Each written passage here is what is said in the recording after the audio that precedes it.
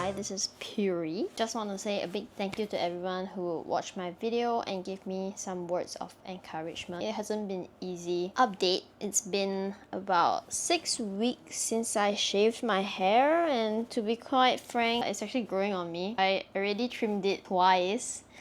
Might trim it again, but I don't know if you can see. My hair grows pretty fast, especially areas like here and here. Also, I know you can tell I'm pretty red on my forehead. Basically, the skin fell off, to put it shortly. It's a lot better than what it was. I'm seeking different treatments at the moment, so I wouldn't really give an exact update on what I'm doing now until I see progress, because this takes a lot of time. I'm gonna share how I realized my eczema flare is actually TSW, or topical steroid addiction. It's another term that I'll use as we move forward. In my next video, I'll talk about the treatments that I've seek, more like a treatment review.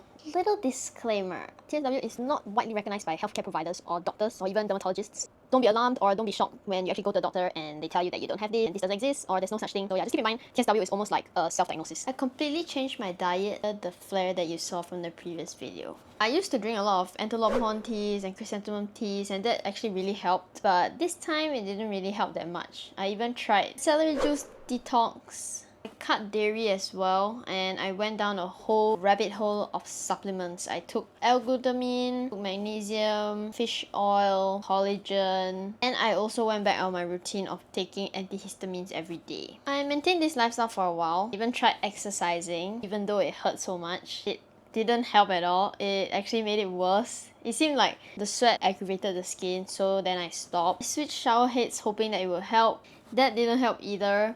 During this time, I was already trying to taper off as usual. I will always apply the topical steroids, stretch the days between the use of steroids, but then I'll notice that after 3 days, the redness will always, and it will come back with more vengeance. So it will be bigger. It would appear in places that I never had eczema. That part actually really freaked me out. Every time I looked in the mirror, I just knew in my gut something was wrong. In July, I had my dream American road trip. I'm from New York City to New Jersey to West Virginia to Kentucky and then to Chicago. I really wanted to have fun on this trip. Shout out to Emma and Joss. They made the trip super memorable. It was everything that I could think of that I ticked off my bucket list at that point in time. So I really wanted to have fun, and I decided, you know what, I will just jump in the pool for once because I just wanted to have fun. It's the first time I'm doing it in 2 years. After 15 minutes in the pool, I realized that my skin was patchy, like cow skin. You would never know and you would never see how thin skin looks like until you go under the sun and you can see purely how much damage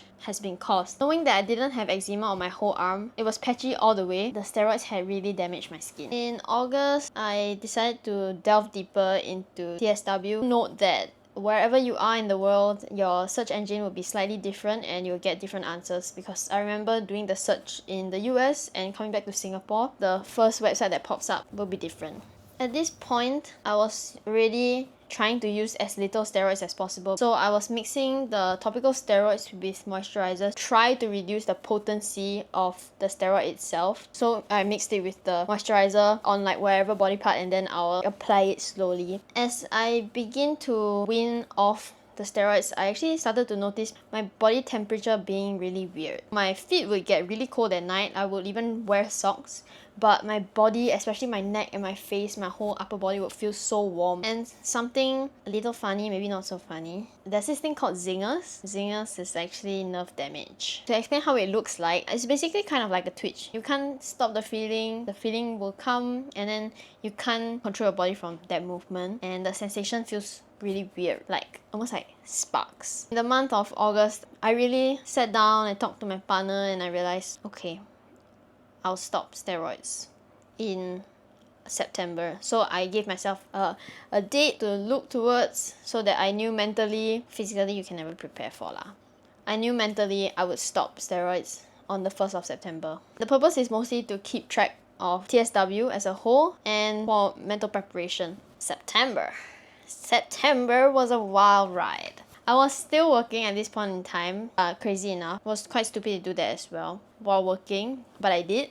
Started flaking like crazy. Thankfully, I was allowed to stop work for about a week, and in that week I flaked like crazy. Every morning I would wake up, I would like flick my bed sheets and my blanket, and it was snowing in the apartment.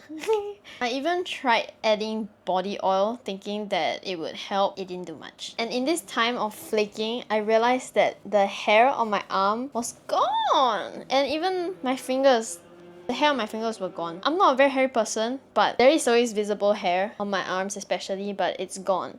My redness would always be from my waist up. My body, my arms, especially my neck and my face would be really affected. My hands as well. My legs weren't as heavily affected because I am a very lazy person, and the whole routine of putting all the steroids on my body was already so exhausting. I would low-key neglect my legs. And I'm thankful that I did that because my legs aren't going through as much damage and as much flaking and oozing as my whole upper body. That's an example for you of how your body would go through different phases for different parts of your body. It doesn't mean that your whole body is purging it. It would happen everywhere, but generally, if your body is going through withdrawal, it will affect most of your body parts. For example, my face, I applied Topic on one specific area, like right over here, but you can see my whole face is affected. It may not affect your whole body, but it really depends person to person. TSW is a drug withdrawal, topical steroid withdrawal, so symptoms will only surface after you stop. Just like a normal drug withdrawal, the person will only withdraw after they stop. So I really paced myself mentally. I'm kind of grateful I did that. I really don't suggest stopping cold turkey just because you see people going through TSW, you get freaked out. Just know that you can pace yourself and you will recover. In October, I moved from New York City to New Jersey because of house stuff. Big shout out to Miriam and her family. Thank you so much for accommodating us. It was a really nice house and it was a really nice place. Jersey is actually really beautiful. Best part about her house was the filtered water. Her whole house had filtered water from the tap to the shower, and that actually helped the pain of showering. Of course, it didn't help like 100% out of 10. The pain was 15 out of 10, but with her shower head, it was like a 13 out of 10. It really helped. But then I had a trip to Florida and it was a 5-day trip. This was already planned way before I decided all of this. So I had to go, and it was also in my bucket list. I needed to go to Disney World for sure and see Harry Potter World. All of which I did, but if you ask me, did I enjoy it to the fullest extent? No. I was hoping that the warm climate would help me, but on the second last day, the skin began to ooze. When I was taking my shower, I noticed that I didn't have a layer underneath my skin. So usually when you have eczema, as you put the soap, the upper like dead skin would kind of roll off. It happened like that where I rubbed it and the skin rolled off, but I didn't know that there was no skin underneath. The flight back to Jersey was excruciating because once your skin begins to ooze, it just means it cannot retain the moisture anymore. I was back in Jersey, but as much as I loved being there, all I could think about was coming back to Singapore and feeling the humidity again. It's getting cold in October. The air is getting drier. I will always be the driest after taking a shower. I will sit on the bed, moisturize with a moisturizer, an ointment, and then an oil. If I was going out, I would repeat this process until I felt like I was ready. But in reality, no amount of moisturizers would help. At this point, it was moisture withdrawal. Any amount of moisturizer, oils, ointments that I put, it would seem like it had evaporated. My body drank it so quick. And when I went out, it really looked like I didn't apply anything, when in reality, I was sitting on the bed for almost close to an hour, applying everything non-stop for the whole hour straight. Finally, the day came. It was our flight back to Singapore, 19 hours. I moisturized on the whole flight non-stop, thinking that, okay, dry air, moisturize, right? There was no point. My skin cracked. My whole hand was all cracked. I never saw my skin like this before. When I came off the flight, my whole body was flush red. My whole face was red, my neck was red. I didn't look the same anymore. But I was finally home. Despite the pain, the humidity felt amazing and water really didn't sting as bad. Don't get me wrong, showering was still unbearable, but it really felt a lot less painful. In summary, you'll only see symptoms once you stop the steroids. The reason behind that is because if you don't stop your dose of steroids or protopic even, any immunosuppressant, would only go higher, and for me, my body eventually needed a higher dose, which I didn't get, but that was a sign of topical steroid addiction. Your body will only react two ways. It will either need a higher dose or it will stop working altogether, and that's when you would seek different options like Dupixent or immunosuppressants like cyclosporin. Something to note is, even though Protopic is not a steroid, it is just as harmful, if not more. The areas that I did apply Protopic are actually the ooziest areas and the areas that really is having a hard time to heal because your immune system is suppressed. If you ask me what symptoms I had to truly know if I had TSW, I wouldn't say it's an accurate answer that I'll give you, because you would only truly know once you stop the steroids. And if you actually do see symptoms, it's actually too late. Your body is already addicted, and those symptoms that you're seeing is your body telling you that there's a limit and it's going through withdrawal. It's not even a point of whether